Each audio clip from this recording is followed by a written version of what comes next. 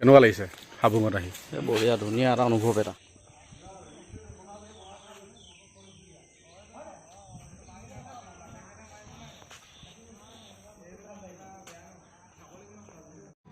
গেটৰ ভিতৰত first time সোমাই হাবুং চেৰেং উন্নয়ন পৰিচালনা সমিতিৰ গোহাৰি এখন পাইছোঁ। এইখন আপোনালোকে আহিলে এবাৰ মন কৰিব। এই চব বনোৱা কামত লাগি আছে হাবুঙৰ।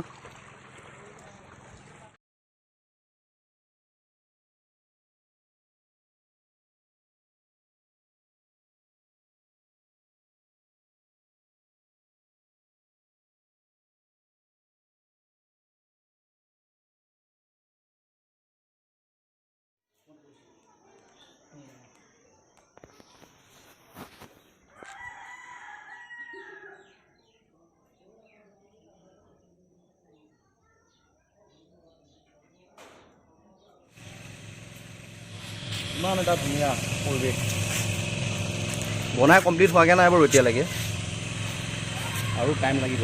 সম্পূৰ্ণ পৰ্যটনস্থলীৰ কাৰণে বনাই আছে বঢ়িয়াকৈ পৰিৱেশটো। কেনেকুৱা লাগিছে হাবুঙত আহি? বঢ়িয়া, ধুনীয়া এটা অনুভৱ এটা। হা, ধুনীয়া এটা ধৰ্মীয় অনুভৱ। প্ৰথমবাৰৰ বাবে আহিছনে হাবুঙত? নহয়, এইবাৰ ছেকেণ্ড বাৰ এবাৰ আহিছিলে? আহিছিলোঁ, এবাৰ আহিছিলোঁ মানে। অঁ, সেইটো মানে ধুনীয়া এটা অনুভৱ পাইছোঁ, কিন্তু ভাল এটা মানে নিজৰ মনটো বহুত পবিত্ৰ পবিত্ৰ লাগিছে। আৰু সেইটো মানে বুজাই ক'ব নোৱাৰি মানে কথাটো মানে। ৰাইজসকল সেইকাৰণে আপোনালোকে নিজে আহক, তেতিয়া বস্তুটো আপোনালোকে অনুভৱ কৰিব পাৰিব মানে। মই এতিয়া নিজৰ অনুভৱটো আপোনালোকক এতিয়া বুজাই ক'ব নোৱাৰিম এতিয়া। আপোনালোক আহক, আহিলে আপোনালোকে নিশ্চয় গম পাব। ৰাতিপুৱা আহিলা নেকি তোমালোক?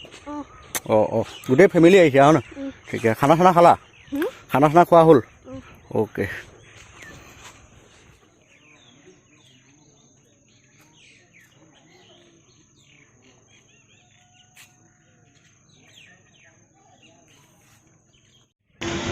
এয়া হাবুঙৰ বাহিৰৰ কিছু দৃশ্য।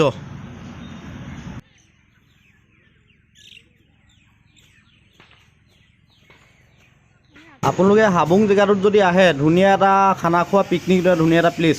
এওঁলোকে খানা খোৱাত ব্যস্ত হৈ আছে।